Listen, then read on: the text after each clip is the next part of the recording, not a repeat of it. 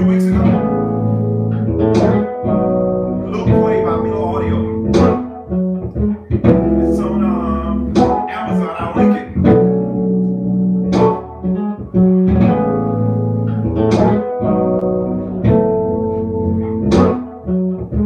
Yes, sir.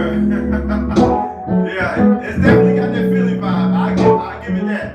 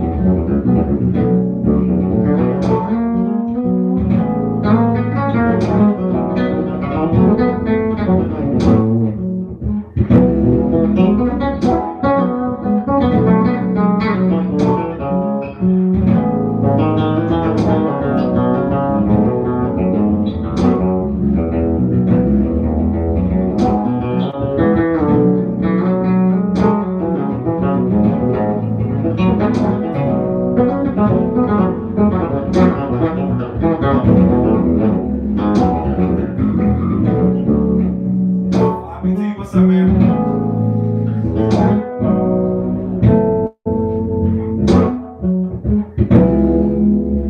Mike says, sounds great, Doc. Love your creativity. What's your mindset when preparing these grooves and tracks?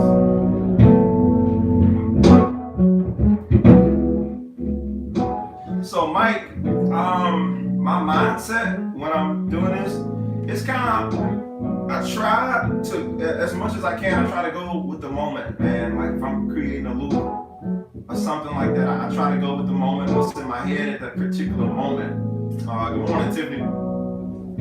So, it's not a lot of pre-preparation a lot of times. It just kind of, some of it stems from whatever I'm practicing in the particular moment, but a lot of it is just being in that moment, whatever comes out in that particular moment, and that's where I was. Right before I jumped on live, I heard this.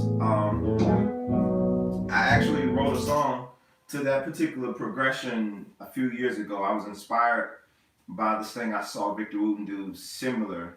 It was on one of those, I think it was like one of those Bay State videos that he did something very, very similar. And I was inspired, man, this was over, this had to be 12 years or at least 12 years ago when I created my version of it and I wrote a song with lyrics to it. So it was just in my mind this morning. So anyway, long story short, that's where the inspiration for that came from. But most of the grooves, they're just kind of random. It's like whatever is in my headspace at the time is kind of what I go with. I could come up with something just like that. It just kind of really depends on the headspace of the moment and being open to. Sometimes I don't know where it's going. It's just I just kind of go with it and I start with something and allow it to build, and wherever it lands is where I go. Somebody says, hey man, I've been watching your video channel. I didn't know that you knew my uncle mentor. Oh, Eric, yeah, absolutely. Yeah, Eric, man, he's a phenomenal keyboardist. I met him, man, it had to be over 10 years ago. He was playing keys in Charlotte, and he would come down to the church. Yeah, so I've been knowing him for a hot second. Yeah, he phenomenal keyboard player. So yeah, that's to answer that question. That's where that came from. That idea. Your volume is low this morning. It's hard to hear you, Melvin. I haven't changed anything. I'm not sure. I'm not sure what's happening. So yeah, I haven't. Sorry about that, guys. I haven't changed anything as far as my volume. I don't know like what could be different unless you're talking about my bass thing. So yeah. Let's see here. Is it everyone having trouble hearing me, or is it just one or two people? So I'll play that again, a little bit of that, and we'll jump into our topic for today. Welcome, I never say this, but welcome to Grooves and Motivation. That's what this segment, that's what this live is called. It's not just random live every week. The title of it is Grooves and Motivation for you people who are new to my channel. Normally I'm doing the bass lessons, and that's what most people come for, are the backing tracks. But this particular segment on Tuesday mornings, 7:30 SC, 7:30 a.m. It's called Grooves and Motivation, where I play a little bit and I give you a little bit of stuff to kind of help you get through your day. Some of you get through the week, and just some nuggets, some tidbits of things that I've learned over the years throughout my career that I feel like will be very valuable and helpful to you. So this is what Tuesday mornings is all about. this is why I go live, to try and share. So, if you're new to this channel, welcome. Yeah, this is what it is. Everybody hear me okay out there? Y'all mighty quiet this morning. So making sure everybody make sure everybody's hearing. All right?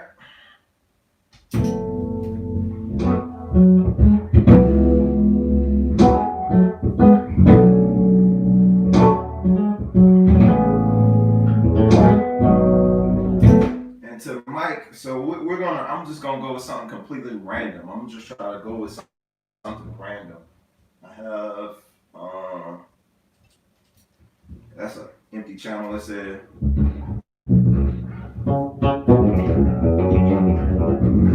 see if I can create something random off top of the dome. Try not. Me personally, I try not to think too hard about where it is I'm going. I just kind of let it go with whatever I come out with.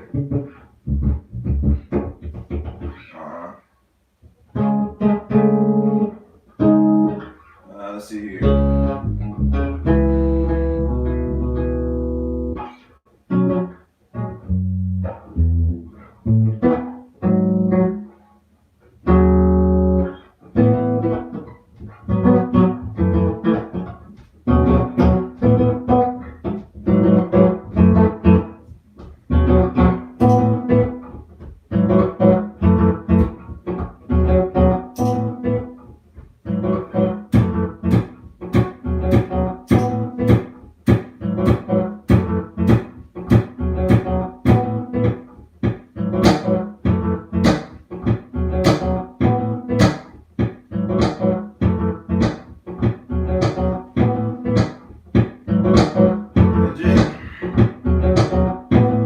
Try to tie it in as best as I can.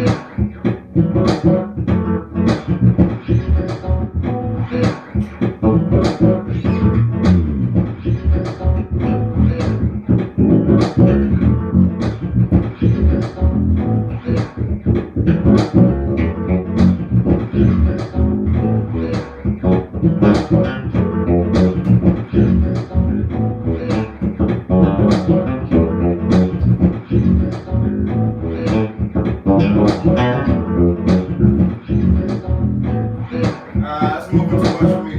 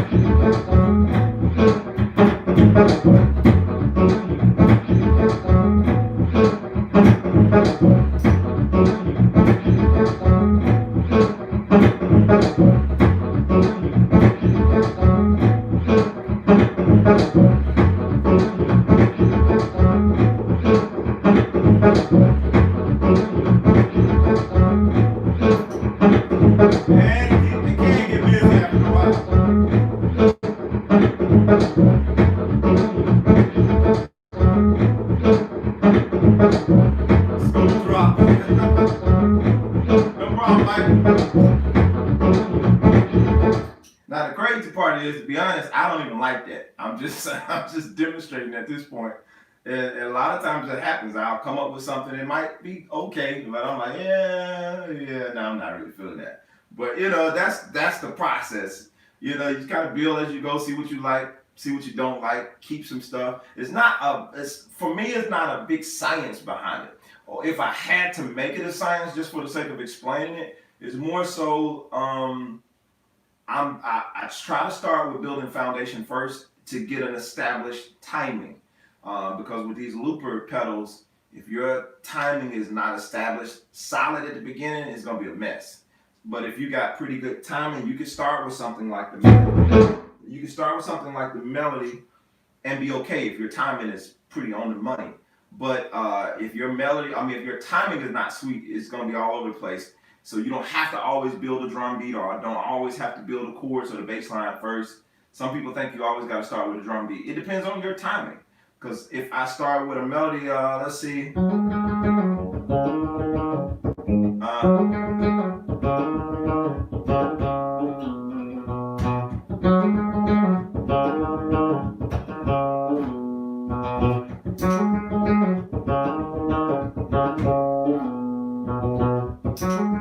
Completely random.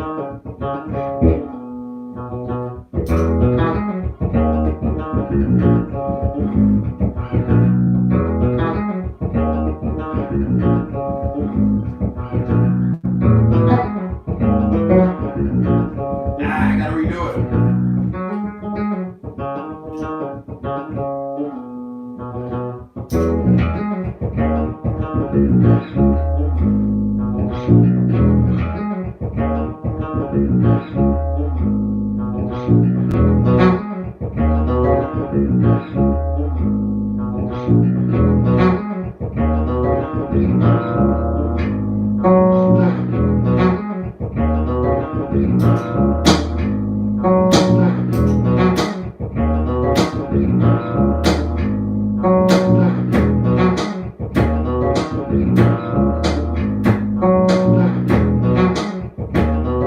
So like right there, my drum groove wasn't on for me, so I'll keep redoing it until I get something that I'm happy with.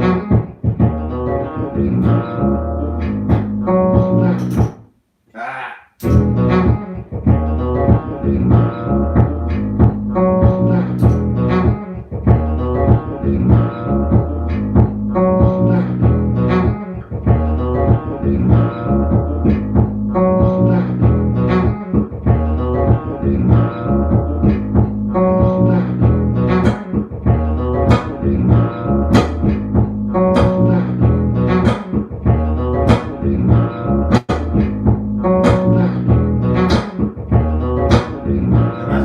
Sometimes stacks that comes.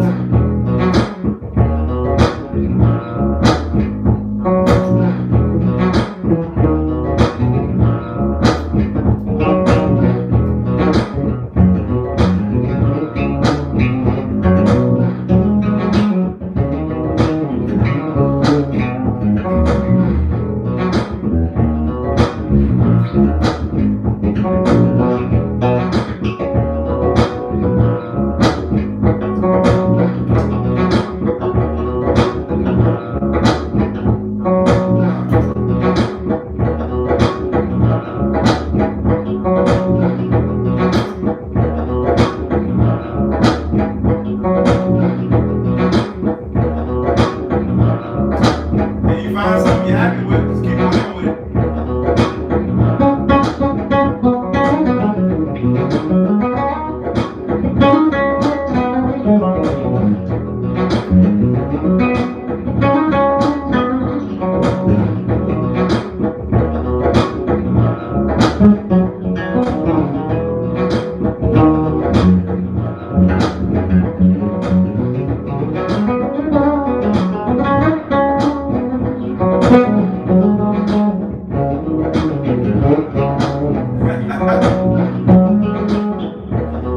Okay, all right. So it says that easy, huh?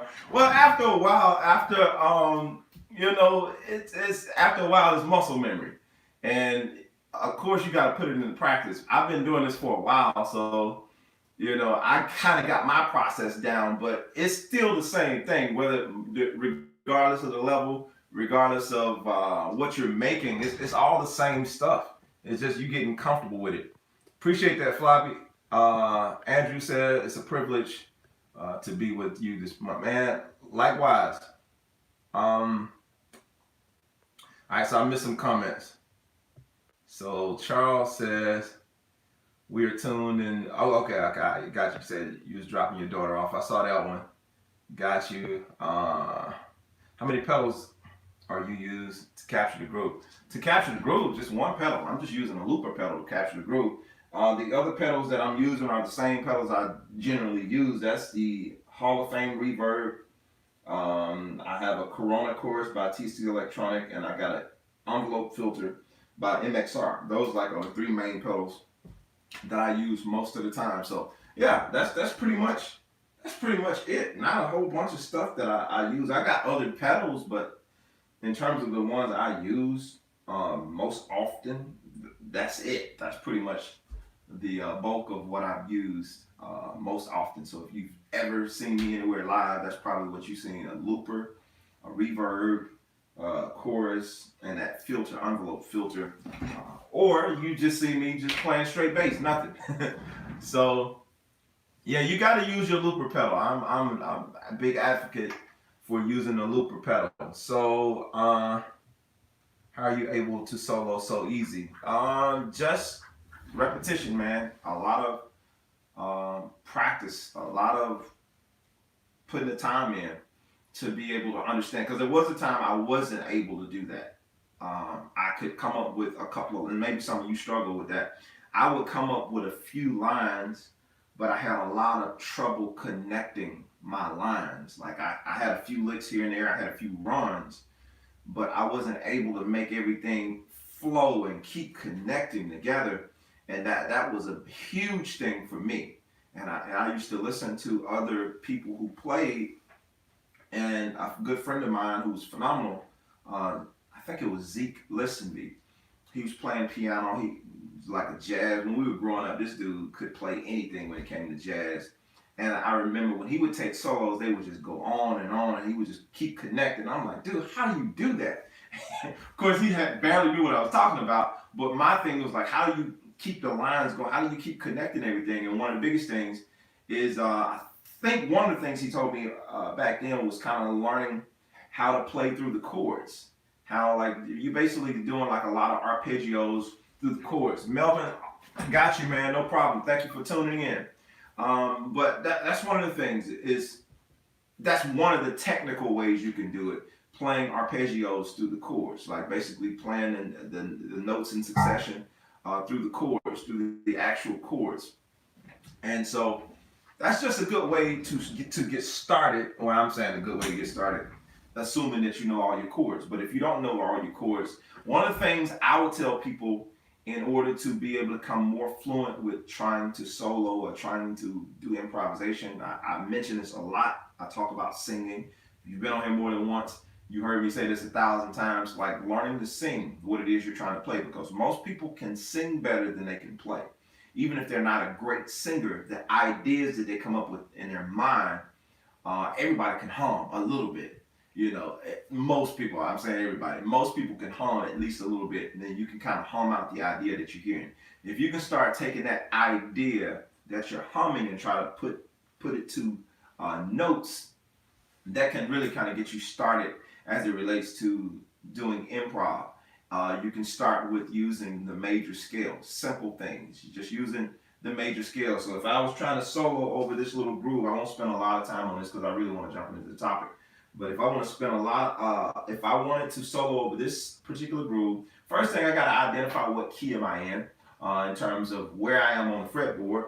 My bass is tuned differently. If you guys are just joining me, this is a 5-string bass, but it is strung up like a 6-string. What that means, I have the E, A, D, G, and C string on top, but I am tuned a half step, just to throw you further off, I'm tuned a half step down, so it's E flat, and so on. So yeah, so if I were to start improvising through that groove, let me read this comment before I get into that. Willie Mitchell, what do you play when tuning up at a program, testing the amp, quartet basses? I don't have a specific thing. I think that's somebody else asked me that question. I think that's pretty random. You know, like it's not a set thing that you play when you tune it up. You know, I'm literally just, you know, just make sure my bass is in tune. I don't have really a set thing. You know, is that really a thing? Because I've been asked that question more than one time. So it's like that really a concern for people when you're tuning up, having something cool to play. Like I'm asking because I don't know.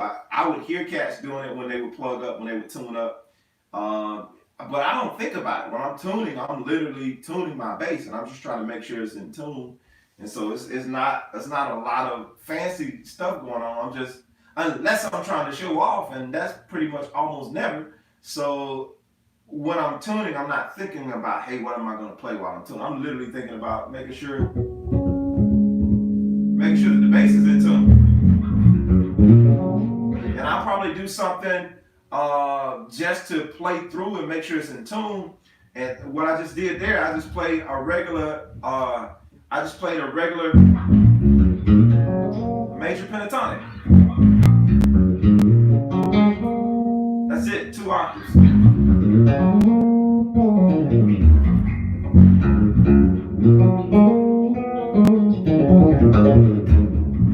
So like stuff like that, I'm not really thinking about what it is I'm doing, but most of it is just kind of built off the pentatonic after you tune. And some people are just kind of, I guess the term doodling or just goofing off after they tuned up, waiting for stuff to get started. I really don't honestly think it's a thing that people consciously do. We just kind of, once you're tuned, you just, uh, no different than going in the music store and picking up an instrument. You just kind of noodling around. I don't think there's any set thing. All right, when I go in the store, I'm going to play this. You know, you're not thinking about it. It's just like, all right, this bass is tuned. I want to hear how it sounds. So you might do some stomping stuff. You might do some finger stuff. It's not nothing that's set in stone. Sorry for the bad English. Not anything that's set in stone. It's just what you do when you're, when you plug the bass up. All right. So, he said, it's like people hear you tune up and it's a person's first impression of, can you play? That's what I'm talking about right there. Got you.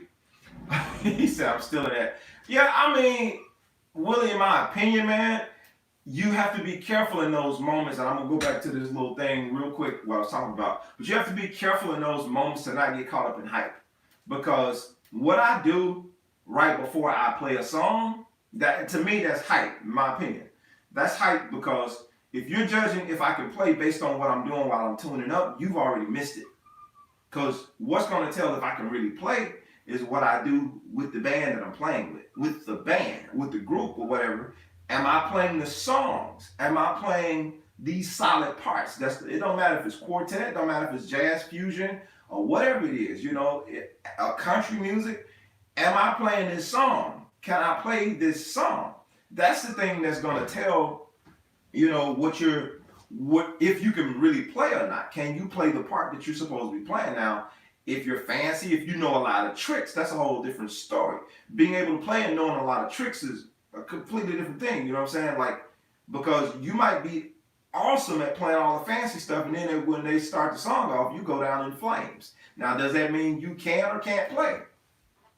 Because I've seen it happen.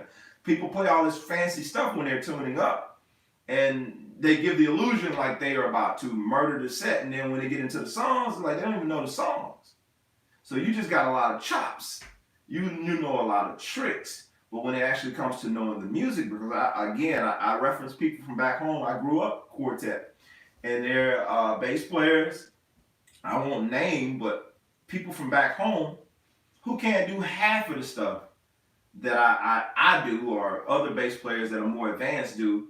But when it came to playing those songs that their group would sing, play you under the table, you didn't want to plug up after them.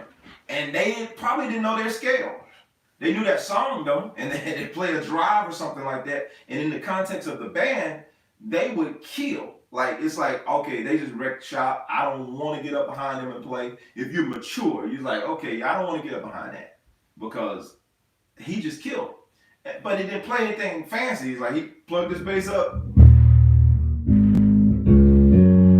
whatever. So once the bass was plugged up and tuned up, they started that song off. It's like it's a rap, curtain call for there. So I guess it's all about perception. It's all about what you're going for in terms of what you're playing when you're warming up. To me, I think that's, and I'm not trying to be insulting, but I think that's majoring in the minors for me.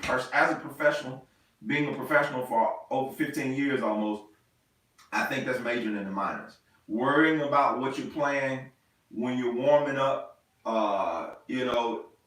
based on what somebody's going to say or think about it, and don't. That's kind of majoring in the minor. Thank you for taking the time. Oh man, no problem. And I say that stuff because that's that peer pressure stuff. We get caught in that peer pressure stuff, and we start missing what's the real reason we're doing what we're doing. I'm gonna do this really quick, and I'm gonna jump in the topic because I really want to talk about this stuff before it gets too far off into the hour, into the morning.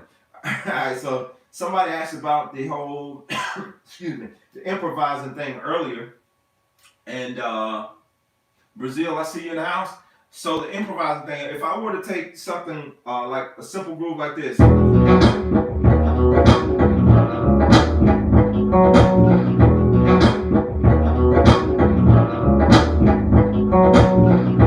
Okay, first off, I will pay attention to where the progression is going. So this progression, we're in the key of B. And again, my bass is tuned differently, so if my B don't look like your B, it's because my bass is tuned a little different. So we're playing the 4 to the 3, 7, 6. 7, 3, 6. All right, so this. And the chords would sound like this.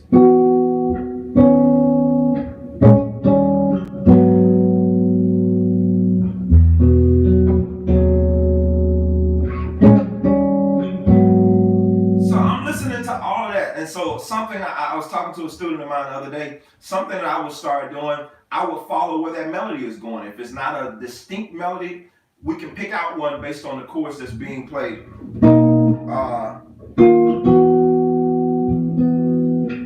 So the bass is going.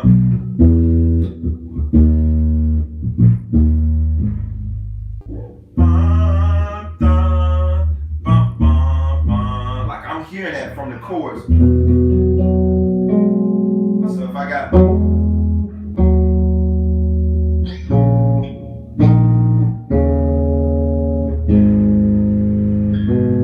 See, I'm hearing that from the chords. So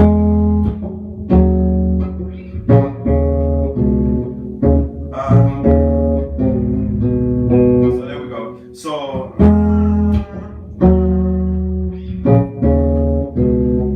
If I stop playing that wrong note. So I'm pulling out that melody, bum, bum, bum, bum, bum, just a 2-note chord.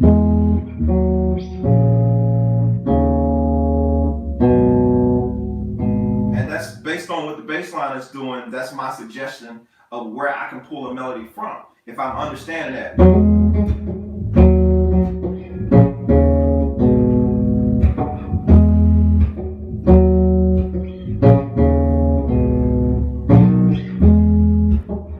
I'm going to loop that just so I can give you context of what I'm talking about. I'm going to delete all that other stuff. So let me take this off. 1, 2, 3, 4.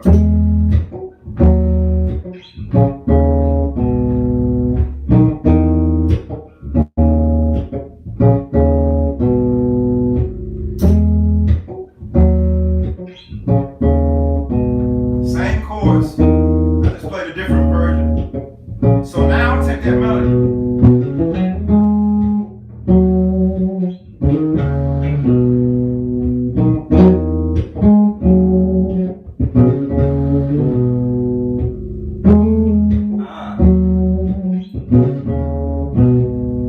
So let me analyze what that melody is doing. It's doing that over and over again, so I'll start taking variations of that. And it'll get funky sometimes, and not the good funky, meaning like I might mess up from time to time, but I'm exploring my ideas and seeing what's available. You do this stuff in your practice time, so when you get ready to play it out in front of people, you're not struggling to try to come up with ideas. That's why the looper is good, because it allows you to sit there and develop those ideas with the same progression going over and over again.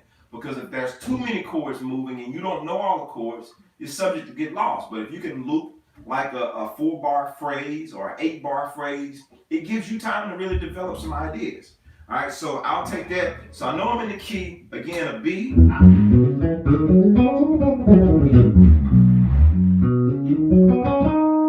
So I can work with that B major scale. I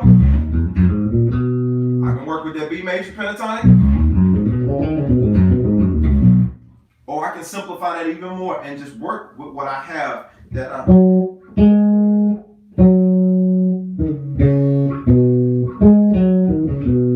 use that.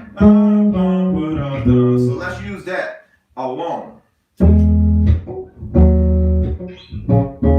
And the biggest thing, you have to be listening. You have to really be listening.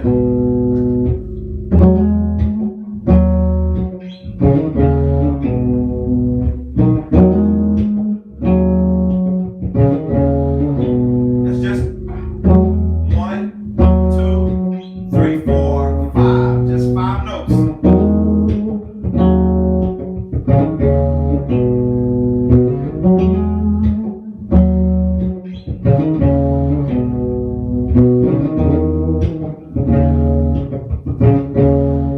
I'm just playing a melody, and I can build a solo off of that.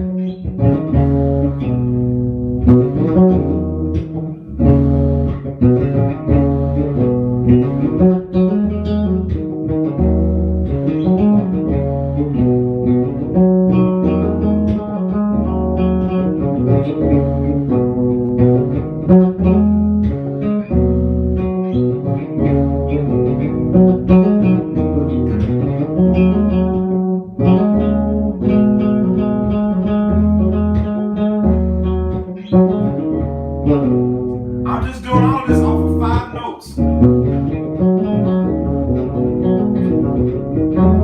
Now, if I start spreading it out in the octaves, those 5 notes,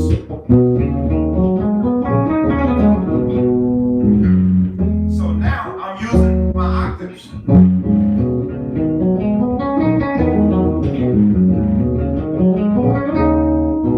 So the thing I want you to notice, I'm only using 5 notes to build a solo. Some of y'all think you have to come up with this big elaborate solo and it has to be all these notes. You got to be ripping around up and down the fretboard. That's good if you can do that, but if you can't do that, use what you can use and maximize that little bit that you have to use. So again, I'm using 5 notes. 1, 2, 3, 4, 5. Now I can double that by simply adding octaves. So same thing, exact same thing, but when I connect it, instead of having 5 notes to work with, now I have 10.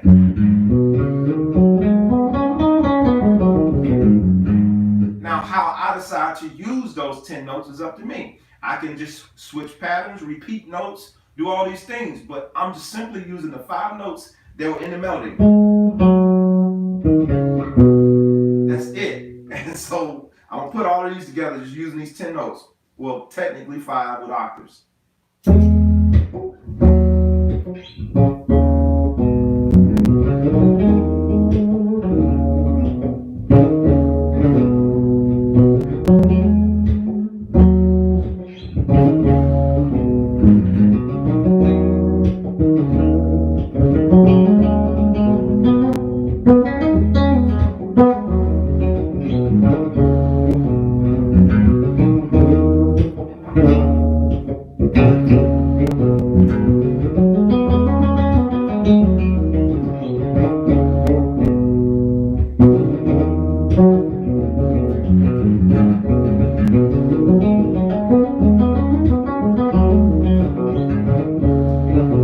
Now I can play the same thing down an octave.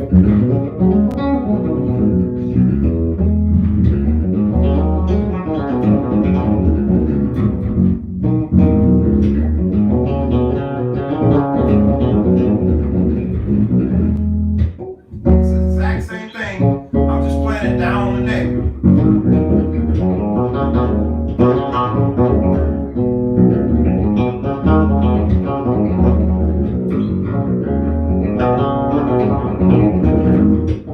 It's all about how I put it in there.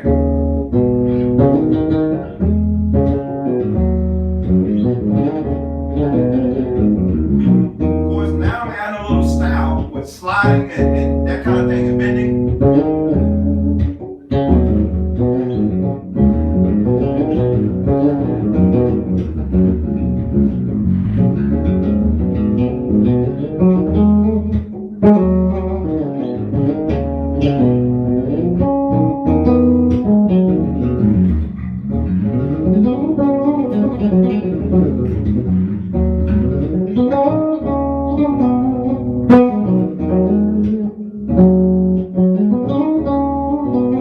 So obviously that's a very, very simple approach to it, but it just shows you simple meaning in terms of being very stripped down, watered down, or not going too far outside.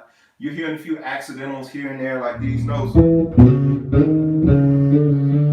hearing a few accidentals. Other than that, it's like kind of using part of the blues scale, but not a lot. I'm just using those 5 notes.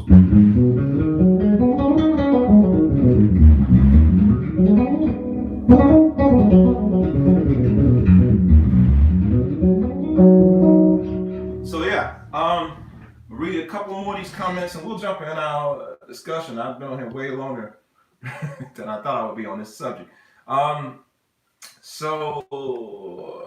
Floppy says, so agree with the brand I used to play with. We would tune instruments and then practice the song, then wait. The amount of sound engineers uh, would tell us what a refreshing change it was. Yeah, just simply waiting instead of doing it. Yeah, because some people get annoyed by you playing. I didn't see your comment earlier, Floppy. Sadly, it's time to get back to work. Okay, man. Definitely understood. Hello, Mr. Morgan. Good to see you once more. Celebrate you. Martin's from Nigeria. Thank you. So really quick, I want to talk about this topic. I'm the one. What does that have to do with anything? So give you a quick backstory for what brought that idea on. So doing my motivational stuff, I heard this speech by Les Brown, the great Les Brown. One of the things he was talking about in this particular speech, he was talking. If any of you guys are familiar with Les Brown, you may have heard this story before. He was talking about how he was. Anybody that knows the story of Les Brown, in school he was labeled eduble. I can't even pronounce it. Basically, mentally retarded. As how they labeled him when he was in school. And so, because of that, he felt like he couldn't do certain things because of the labels they placed on him when he was growing up. And he was in his 11th year of school, failing in his classes and this kind of thing. He just got his report card back, showed him he was going to have to go to summer school for 2 of his classes, and feeling really down on himself, trying to speed the speech up. So speed the story up rather. So he went into this basically this commencement speech that was happening for the seniors in the auditorium, and one of his teachers that he really credits a lot of his success to, changing his mindset and that kind of thing. He heard his teacher talking to the students, telling them you can be anything and all this kind of stuff. You can go on to change the world, inspire millions of people. And he said, and if I can only reach one person with what I've said since I've been here at this school, if I only reach one person, then I've done my job. And he said he ran down after he was so inspired from the speech, he ran down afterwards to greet. And you gotta go watch this for yourself to get the real story, because I'm watering it down trying to get through it. But he ran down to meet Mr. Washington, and he told him about who he was and reminded him about all the different things that happened and all that kind of stuff. And he says he told him, long story short, he said, I'm the one. He said, I'm the one. So remember my name. He's like, I'm the one that I felt like you were talking to me, and I'm the one. So again, I'm not doing the story justice, but that story, I was so inspired by him saying that. And then you go on to learn about his career and what he went on to do and become the great motivational speaker that he is, and one of the most world-renowned speakers of all time.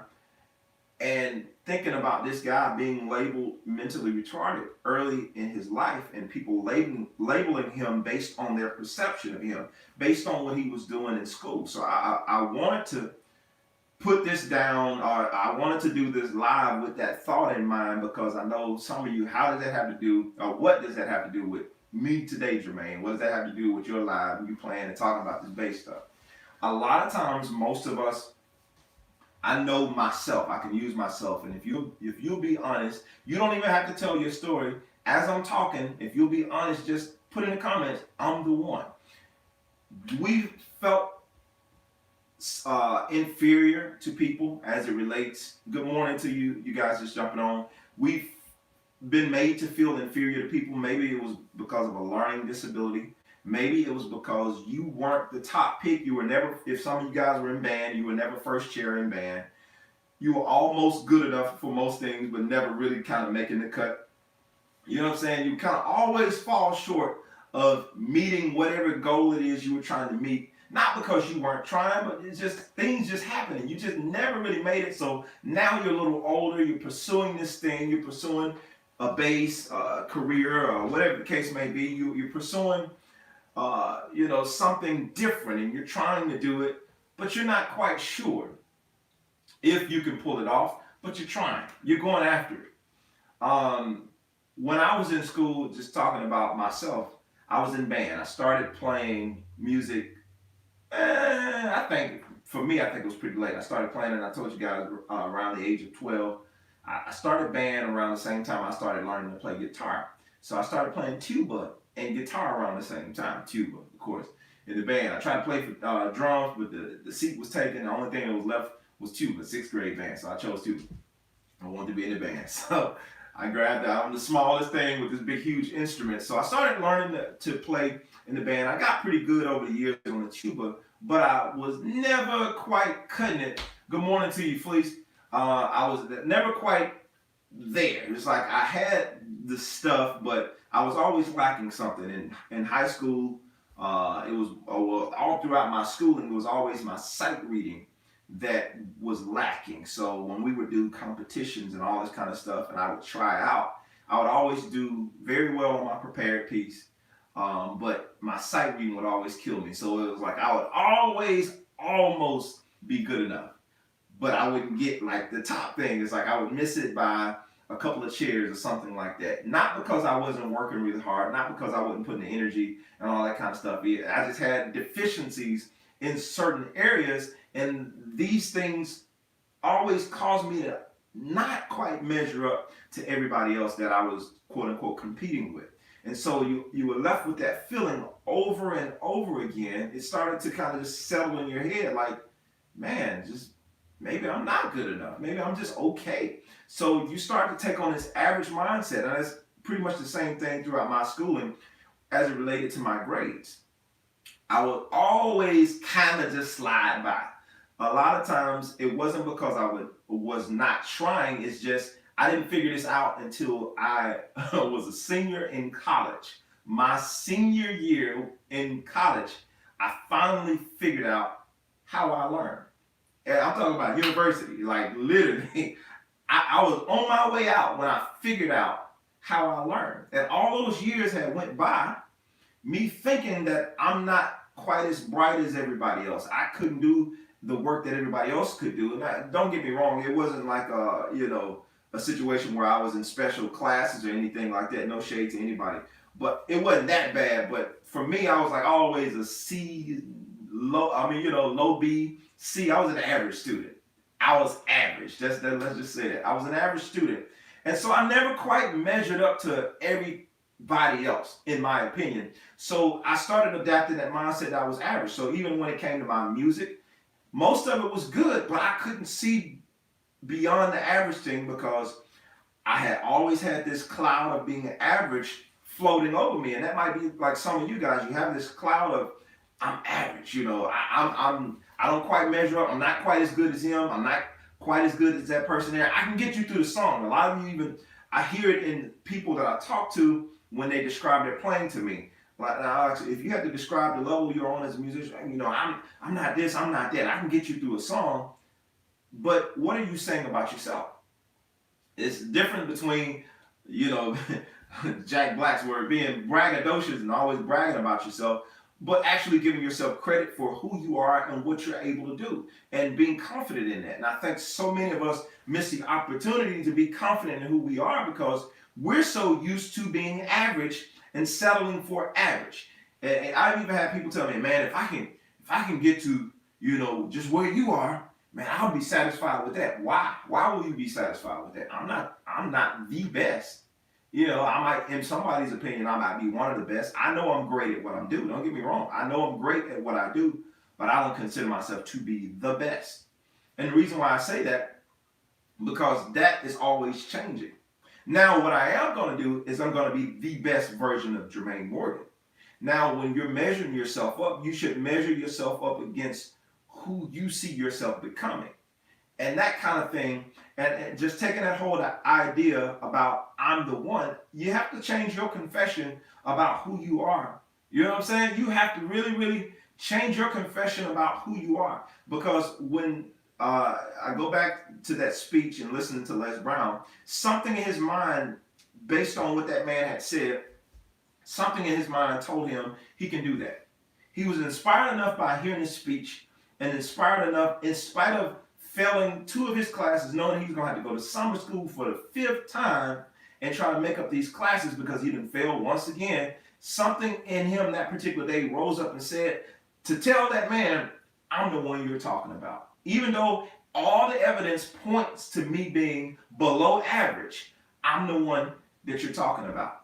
And he said, remember my name. Remember my name, because you're going to hear my name. And that's a determination. It's declaring a thing. It's like faith. You're declaring a thing that in the human eye, it doesn't exist yet. All the evidence point to your, as a musician, you're struggling right now. You're not going to come out sweet after this pandemic because, you know, there's no jobs and, you know, whatever you're doing is not working out. So it all looks like it's a fail for you right now. But if you start changing your declaration to what you're saying about yourself, no, I am the one. I'm going to be fine after this. Sorry, I get notifications on my phone.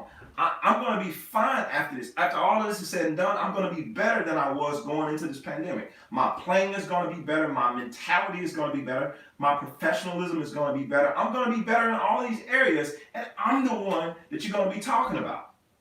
I'm the one that's going to exceed your expectations. And I don't mean that in an arrogant sense so you can rub it in somebody's face. No, I'm the one. No, I don't mean that. I'm not talking about Tony Baker. I'm the one. So that's not what I mean by this. I mean changing your confession to yourself. This is about your own self-confession. It doesn't matter that you say this to somebody else, or it's not that important that you go tell somebody else, I'm the one. You have to tell yourself, I'm the one. I'm the one that's going to do better. I'm the one that's going to exceed my own expectations of myself. Looking at where I've come to in my career and going back to my high school mind, I would have never thought that I would have been here now.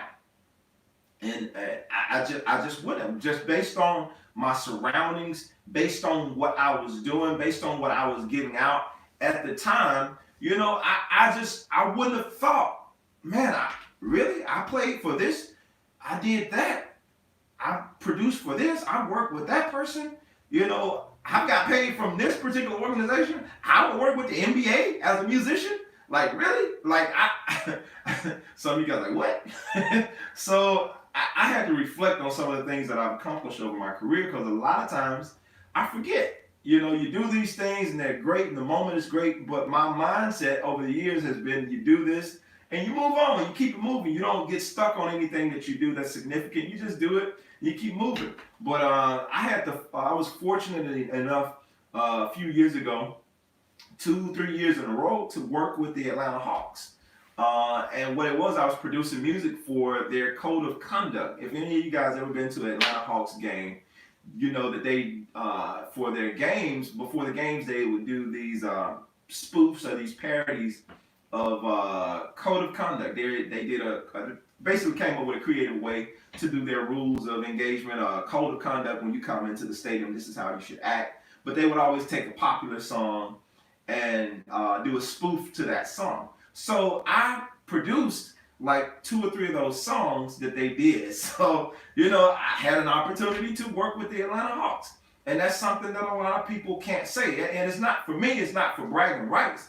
But, yeah, he said the Hawks have an organ player. So, yeah, man. So, you know, it's something, I never saw it coming. I didn't look at it when I was doing it. I didn't publicize it or anything like that. But when you go down and look at my career, and I kind of take heed of the things that I've done. I'm like, wow, that's pretty cool. I got to work with the NBA. I never saw that coming. But you just never know. If I could have went back to my 17, 16, 18-year-old self and told him, dude, you're the one. You're gonna do this. You're gonna do that. You're the one. You're the one. Now say that to yourself. Say, I'm the one. Because if you can start telling yourself these things, you don't know what's coming down the road. You don't know what opportunities are going to come for you. You don't know who you're going to stand on the stage behind. You don't know who you're going to stand on the stage and open up for. You don't know. You just don't know. So when you make confessions about yourself that are lower than your potential, you hold yourself back. No, you got to make confessions about yourself that elevate who you are and who you're going to be, so they wake up the giant that's living on the inside of you. So you got to say to yourself, no, I'm the one. Do I know what's going to happen 10 years from now? No, I'm the one that's going to be successful with this thing. I'm going to be the one. All the stuff that I decided I wanted to do when I picked this instrument up, or whatever instrument it is you play, because I know it's not all bass players that watch me, but whatever it is you do, you make that confession to yourself. I'm the one that's going to be successful at these things that I see myself doing, and you begin to speak these things, and what happens is as you speak these things, you start lining up with what you're saying out of your mouth. Your heart, your mind, everything starts to line up with the confessions you make, because you got to be aware of the things that you're saying over and over and over again, because over time, your confessions become your reality. Your confessions, what you say out of your mouth, becomes your reality. It becomes what you live, eat, sleep, and breathe. I come from a culture of people from the South who used to say statements like, y'all come on and go to the poorhouse with us. I don't know, I know a lot of you guys are not from Mississippi, or not from the States. I didn't mean Mississippi. A lot of you guys are not from the United States, so you might not understand the different cultures. But in the South, in some areas of the South, it was a lot poorer than it was in other areas of the U.S. And so I grew up in one of those poor areas, and it just became a term of endearment, if you will. People would say little statements like, when we would be around family and stuff like that, and a family is getting ready to leave and they're taking their crew with them. We had a big family. And so a lot of us would gather for just little family get-togethers and all that kind of stuff. Or you'd be over a friend's house and you get ready to leave, and so you tell somebody, all right, we're going to leave now. You don't say that. It's like, all right, y'all come on and go to the poorhouse with us. That was a term that I heard over and over and over and over growing up. And guess what? Most of the people who said that term are still poor. I'm not saying that, please don't misquote me. I'm not saying that these people aren't happy or they aren't enjoying their lives, because, it's not all about money. It's not, I don't want to give that illusion like everything's about money. It's not about that. But because you kept repeating that became your reality. And what happened is that term didn't start with the generation that I heard saying it. It started with the generation before. So that generation kept saying that term. Now their kids were saying that term. Now their kids are still saying that term. Now I got kids, or not kids, but I got people my age who use that same term. Y'all come on, go to the poorhouse. I'm like, nah, I'm not going to say that. I'm not going to say come on and go to the poorhouse, because I'm not declaring that I'm poor. I'm not declaring that just because it's something that everybody does. And you have to be careful of things that you say that are harmless in your mind, because it's normal. I'm reading this devotional right now, and it's talking about kind of getting rid of normal, breaking normal, that kind of thing. Because you can have things that are normal to you that you do and that you say that don't benefit you, but you're saying them and they're normal. It's normal to say, we ain't got nothing, they ain't got nothing, we all happy. Like, no, I'm not going to say that just because that's the norm. That's what everybody says. I don't want to keep getting those results of not having anything. I don't want to keep saying, I suck on bass, or I'm okay, I'll be all right. It's little things that diminish what I'm trying to accomplish as a musician, things that diminish what I'm trying to accomplish as a creative, things that diminish what I'm trying to accomplish as an individual. Fake it till you make it. Like, no, I'm not going to keep saying that. I know people in my music career that I ran into over the years that would make that statement, fake it till you make it. And now those same people still haven't made it. Think about it. Those same people, this has been over 15 years. So I'm looking at some of those people and they never made it. They was faking it, but they never made it. It's like that does not work, because at some point people are going to find you out. So you have to be mindful of what you say. When you make a statement, make sure you're stamping or you're guaranteeing what it is you do or what it is you're about. When you make this statement, this is what it is, this is who I am, and this is what I'm about. So if I'm saying this out of my mouth, that means I'm going to do it. That means I look for it to happen. And if I don't want this to happen, I won't allow it to come out of my mouth. You know what I'm saying? So if I'm saying I'm going to be successful, I'm going to be a successful musician, I'm going to travel the world. I remember saying something, and just to show you guys the power of words. I don't know if I've told this story before, but when I was in college, one of my best friends and I, we had the privilege of going to this concert to see Fred Hammond. It was, at the Boutwell Auditorium. And man, this was probably 2000, had to be 2002, 2003, somewhere in there. But we went to this concert, and it was an amazing concert. I'm seeing Maurice Fitzgerald, all these cats, Calvin Rogers, everybody on stage. They're just doing their thing with Fred. And at the end of the night, we had talked to Maurice and a few of the musicians. And before we would get, because we hung around way after the concert was over, just in amazement, soaking it all in. And before we left, I told my best friend, I said, man, that's going to be us one day. Now, I said it to him, looking at that stage. I said, that's going to be us one day. And the first artist, now I had done a lot of things before then in terms of like playing with some big name artists and all that kind of stuff throughout my career, but I hadn't been on the road at that time with anybody. So I had done some local stuff in Atlanta, but not necessarily been on the road. The first gig that I went on the road with an artist, in terms of traveling with an artist, the first concert I did was at the Boutwell Auditorium, on that very stage that I pointed at, and I said, we're going to be doing this one day. The very first official traveling the road was at that venue. The very venue I said, so you're not going to tell me there's not power in the words that you say. Though it tarries, wait for it. Though it takes a while, though it takes a little time for it to manifest, don't think your words are pointless. Don't think your words are useless. I told my wife about 3 to 4 years ago. I started reading a lot of books. It's probably longer than that. Yeah, I got to go on back. So I started reading a lot of books. I really started working on my mindset and trying to change the way I was thinking. This probably had to be 2012, 2013 that I actually really started digging in and reading a lot of books. But after about 3 or 4 years of reading books, I told my wife, I said, I feel like I'm going to write a book one day. And, she listened to me. My wife, she don't laugh at me when I tell her these outlandish ideas that seem completely, I guess at this point she got used to it. She's like, okay, I'll just wait and see when it happens.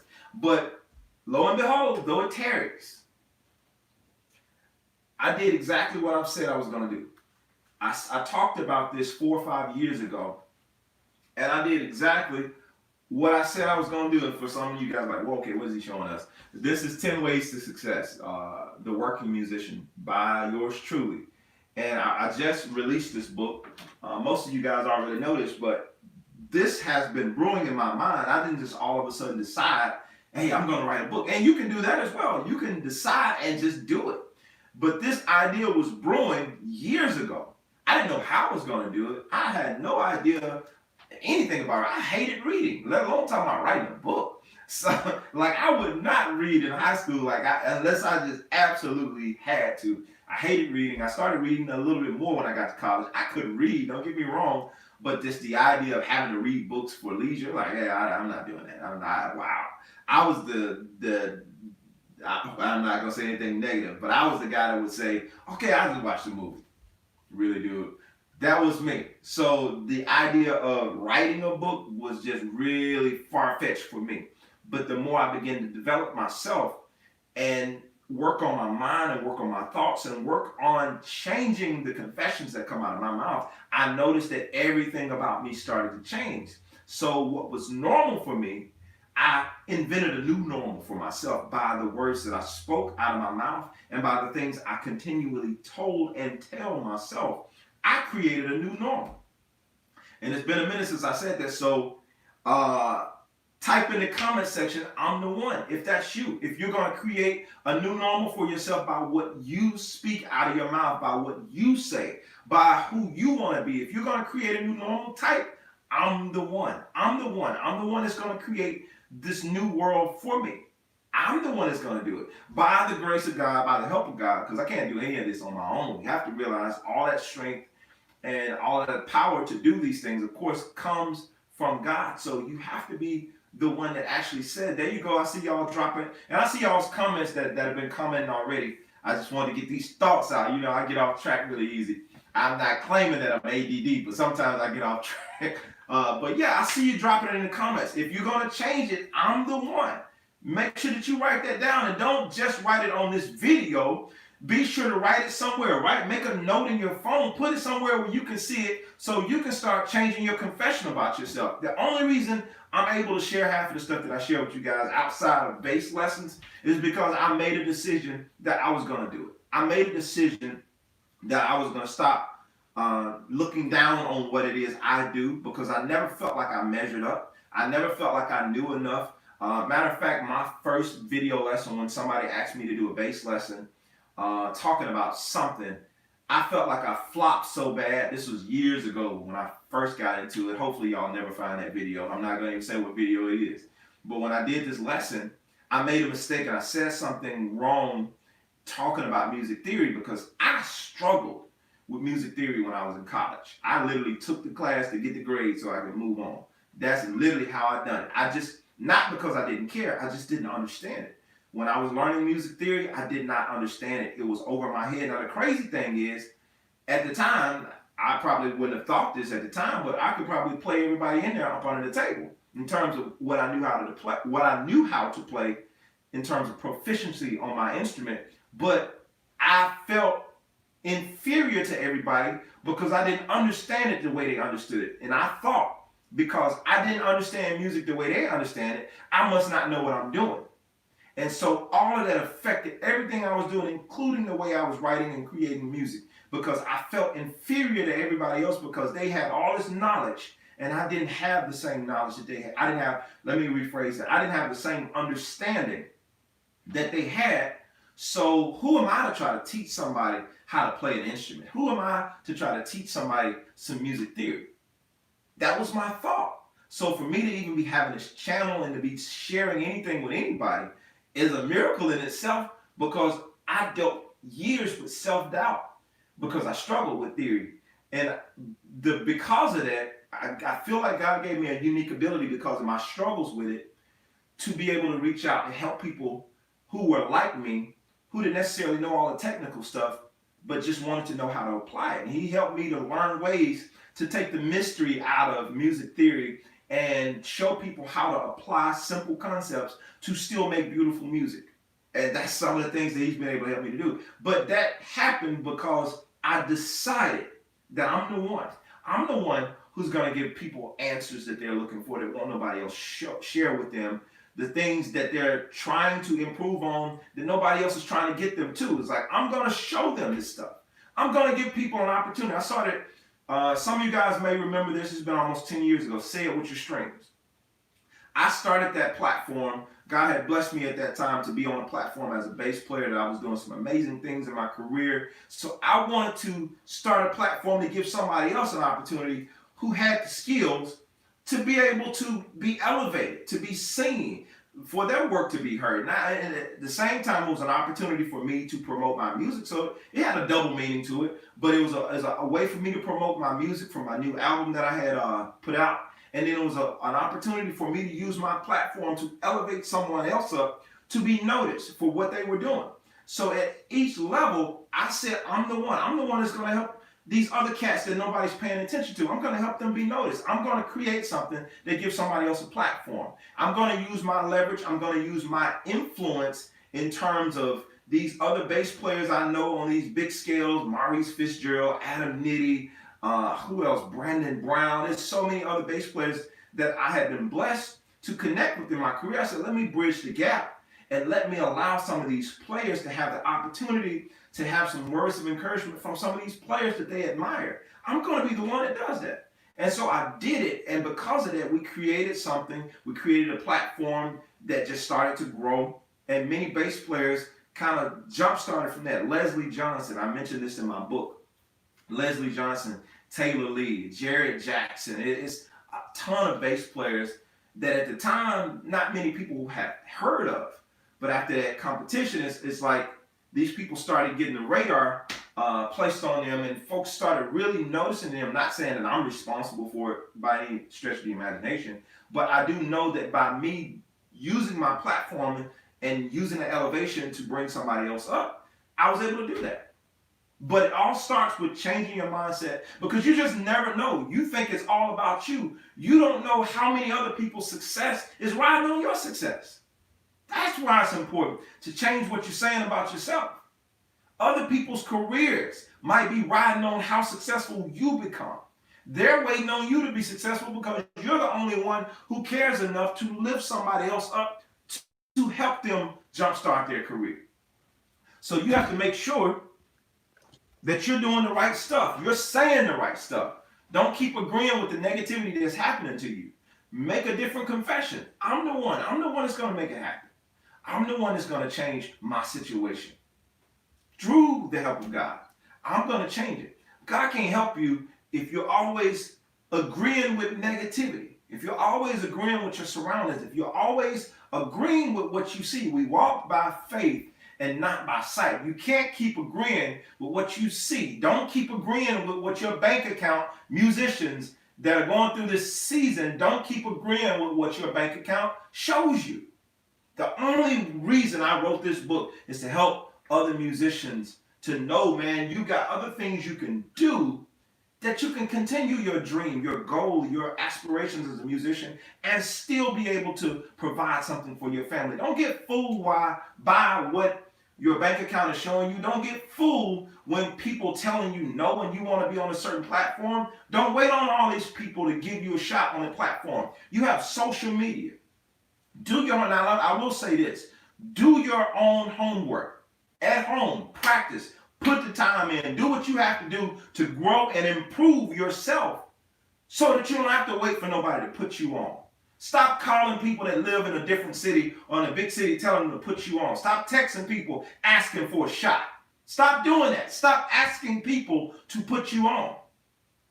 Create something that attracts people to you. And then when you're attracting people to you, it's a different ball game. I'm not asking you to do something because if I've attracted you to me, it's like now our conversation is different versus what will you take for this? Meaning like, okay, yeah, I love to work on this project, man. I'd be willing to do it for free. Versus, man, I've heard your work, man. Your work is phenomenal. What do you charge? Those are two completely different conversations. If you're trying to sell somebody on who you are and they don't have anything to go off of, yeah, you're the one that's in a begging position. But if I have tons of social proof, tons of validation in terms of what I've done to prove who I am, and what I have to offer, I don't have to brag. I don't have to do anything. All I have to do is produce results. If I'm producing results, the work speaks for itself, and I don't have to prove anything to you. At this point, are we going to work together? Are we not going to work together? That's all it is. It's not an arrogant thing, any of that stuff. It's just you doing the work necessary. And when you begin to build your own thing, you begin to build your own brand, you begin to build your own following on all this stuff that you can now do with social media. Can't nobody fire you from that. Can't nobody fire you from being you. They can't fire you. They can't let you go from being who you are. Once you start to realize who you are and you start to create something and you begin to say the right stuff, I'm the one that's going to create this stuff for myself. I'm not going to wait around for somebody to validate me. I don't need validation from anybody else. I know who I am because I know what I put into this. I know who I am and I know what I put into this. Once you know that, you don't need anybody to validate that. That's my thoughts. You don't need anybody to validate that. So I'm going to read through a few of these comments because I know I'm like super behind. Let's go back. I see I'm the one. I like it. I love it. Uh, Somebody said, call those things to be not as though they were. Absolutely. I have been listening to an awesome worship song this week called Prophesy Your Name. Prophesy Your Promise. One of the verses says that God finishes what he starts. He wants us to be like him. Absolutely. That's good, Tiffany. Yeah, prophesy your promise. Prophesy your promise. I like that. Prophesy your promise. Chuck B says, I'm the one. London says, I'm the one. Music for Jesus says, I'm the one. Mike Randolph says, I'm the one. Andre said, I feel the same way sometimes. While Jermaine, you're talking, you're not talking, you're preaching. uh, yeah, I'm just saying, I'm passionate about this stuff. And the reason, I'll give you guys the reason why it sound like I'm preaching. One, I come from a family of preachers. I'm not a preacher, but it is what it is. I'm passionate about this stuff because this stuff, this mindset, this inferiority complex robbed me years of my life. Things I could have been doing now, or things I could have been so farther along with, had I not been so intimidated by nothing. My false evidence appearing real, fear. Being intimidated about stuff, always feeling like you second best to somebody, instead of making the most of every single opportunity. When I was in the presence of all these people, I'm giving half the book away, but my internship that I did at Dr. Studios afforded me the opportunity to be around some incredible artists and some incredible people. But my lack of self-confidence at the time and feeling inferior to people because maybe they had more money, they had more clout with their name, it always had me second guessing my abilities. Because I second guessed my abilities, I wasn't presenting people with the best version of myself. So oftentimes the work that people were hearing from me wasn't my best work. I can honestly go back and say now, it wasn't my best work. Because when you operating out of fear, in terms of like you're completely overtaken with fear and inferiority. Now that's not. Let me be clear. Now there's sometimes like just say you playing on a big stage, you can still do a great job, and you feel the fear and you do it anyway. We know that saying. We feel the fear, we just go ahead and we do it anyway. Play through it, we learn from it, and we grow. All these situations I've grown from, but had I had the confidence. And had I been talking this stuff to myself way back then, who knows some of the other opportunities that could have presented themselves to me. I'm not living in a sense of, man, I missed out on all of this. I missed out. I don't mean it that way. What I'm saying is the thoughts that I had about myself as it related to inferiority in terms of feeling second best to somebody else. No, they're doing what they're doing, and they had some opportunities that afforded them to do what they're doing. But now I'm in this moment. I'm around these artists. I'm around all these people. Now it's my time to present 100% of what I've been working so hard to do. Now it's not the time to fold up and say I don't measure up. I'm in the room with the greatness. Now it's time to show up. Don't come in here doing half of what you are able to do because you're afraid of who this person is in the room with you. If I walk in the room now, I don't care who's in the room.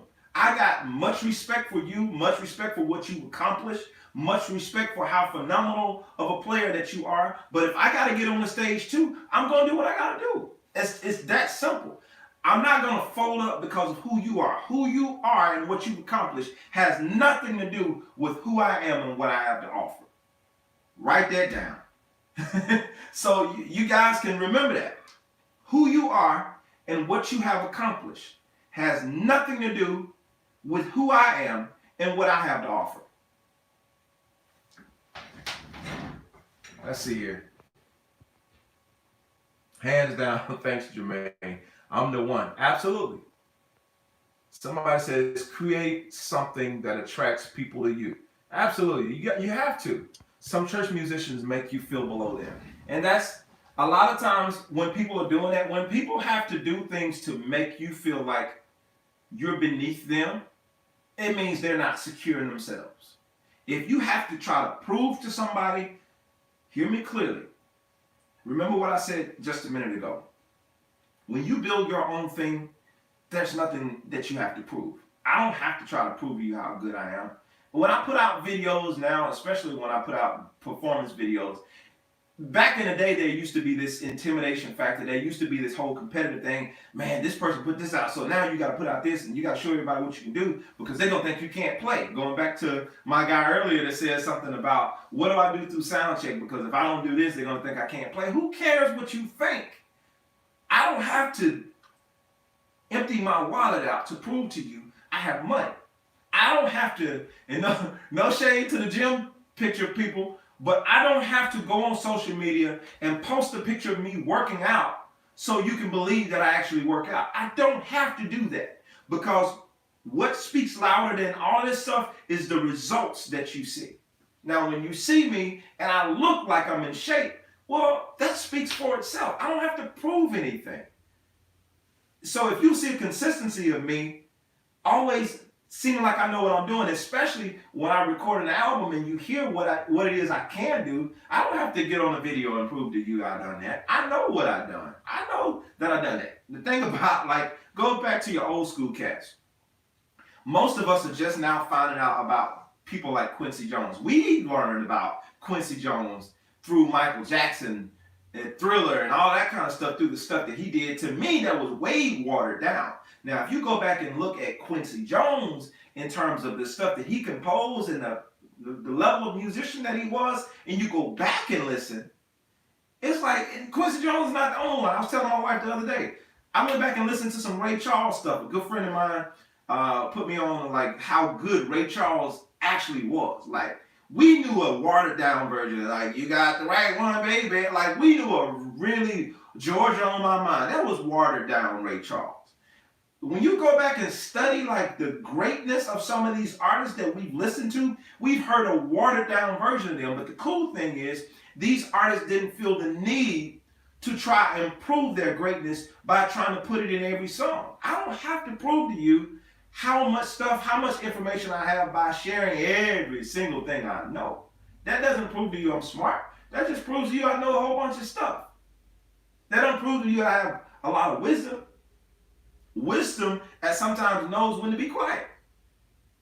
This is the time that I share with you guys. But when I'm teaching bass lessons, that's not the time for me to share all of that stuff.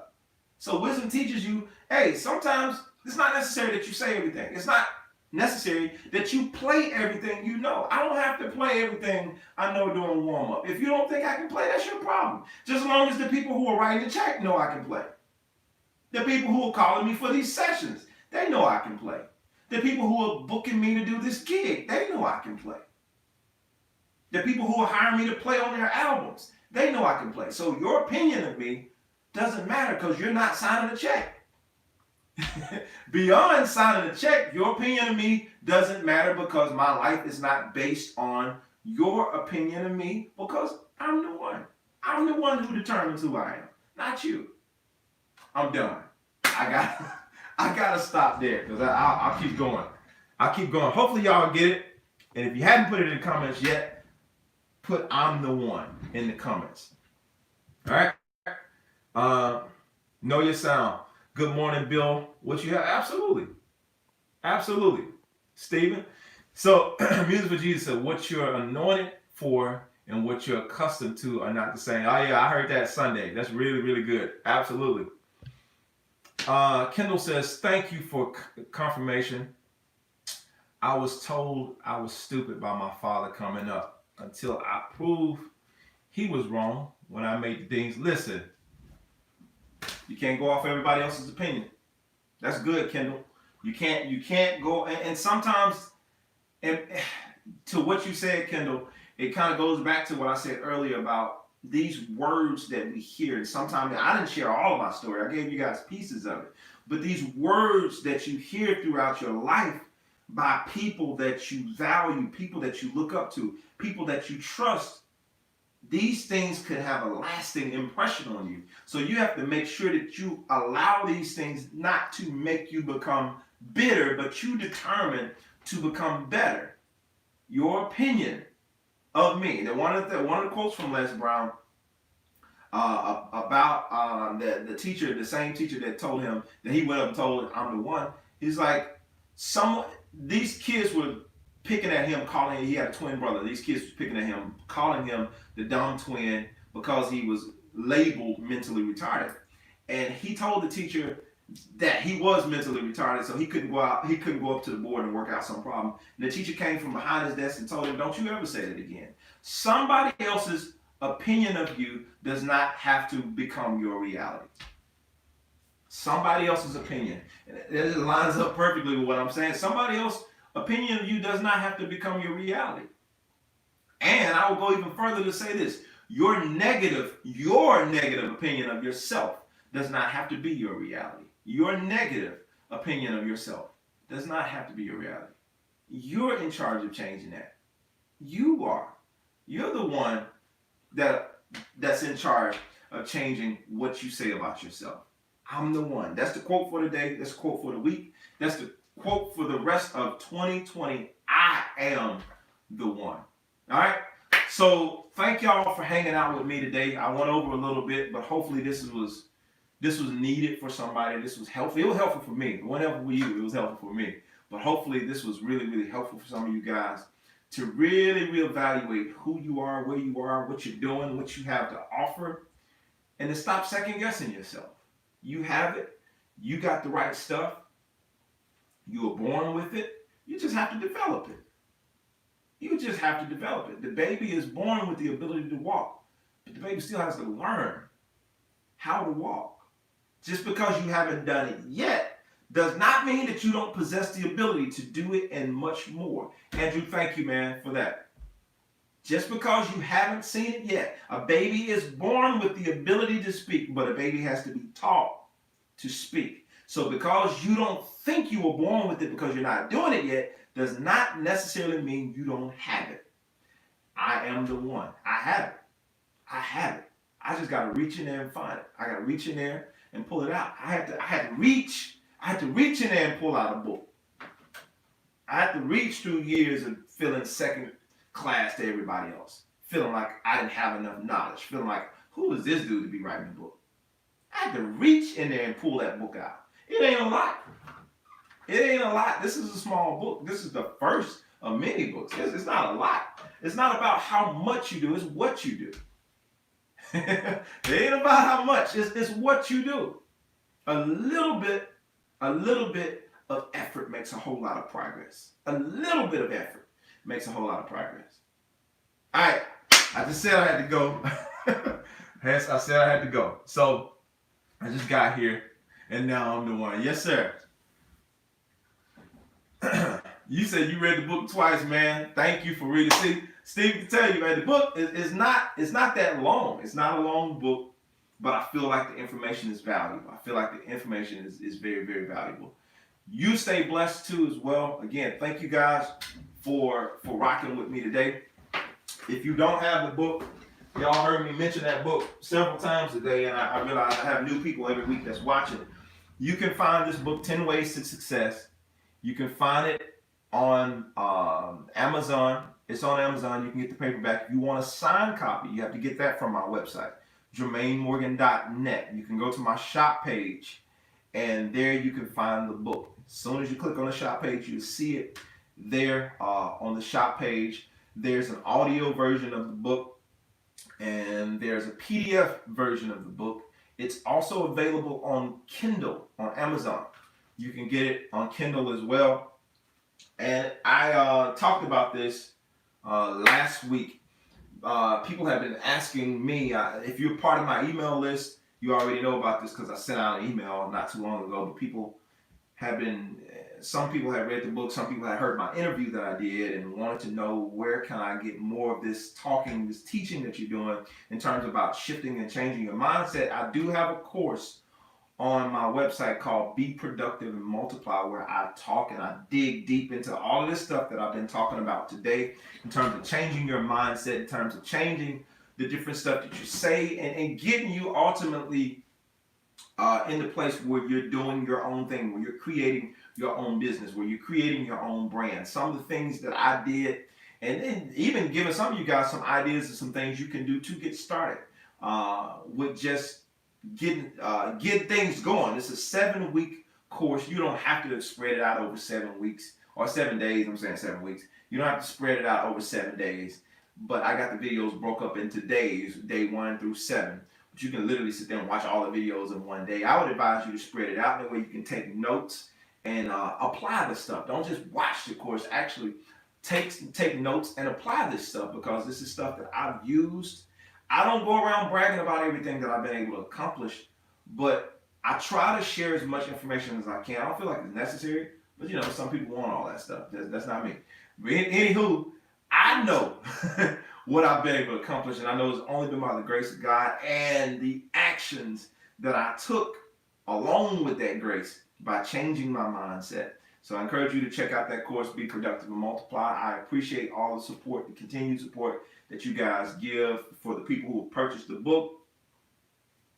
Thank you so much for the people who have reposted the book. Thank you for the people who have shared it on your social media and all that. You screenshotted it and let me know that you had your copy. I really, really appreciate that. And most of you guys, if you follow me on Instagram, your proof is in your work. Absolutely.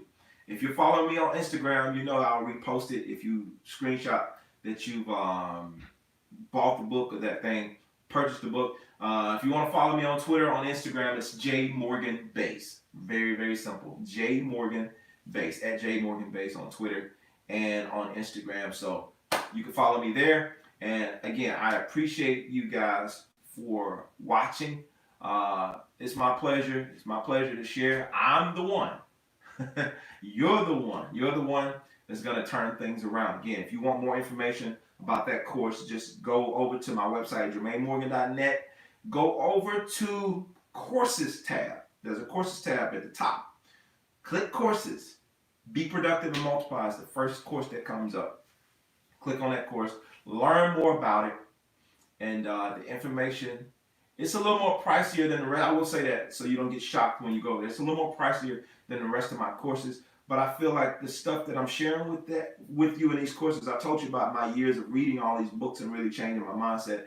A lot of the information, the nuggets that I pulled away from these books, I was able to shrink that down for you and to save you some time. The stuff that I went through years of trying to figure out, trial and error, wasting a lot of time, wasting a lot of money. I was able to shrink that stuff down and give you key points that you can apply, principles. So there are quotes of some of the books that I've read throughout these courses of key principles that I think that will move you forward, things that you need in order to move forward. So I shrunk all that down, so it's worth the investment. It's definitely worth the investment to take a chance on you, take a chance on yourself. So I encourage you to do that. Not going to beg you, but I do encourage you to take a chance on that. The information is there. I won't die and people say I didn't share any of this information. It's here, it's available. It's all up to you to decide what you're going to do with the information. And that starts with you saying, I am the one. Thank you guys. I'm Jermaine Morgan. I'm out of here. Much love. Peace.